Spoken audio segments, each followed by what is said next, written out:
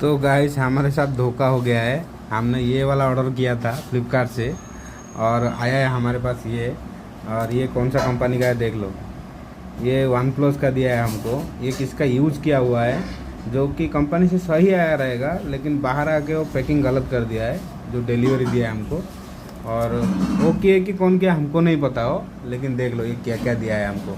लेकिन जो देना चाहिए वो नहीं है इसमें। और ये देख लो, ये जो लगाते हैं ना कान में एयरबड, ये वाला, ये देखो ब्लूटूथ वाला। और इसमें ये अलग से देता है जब नया लोगे, तो वो नहीं दिया है हमको।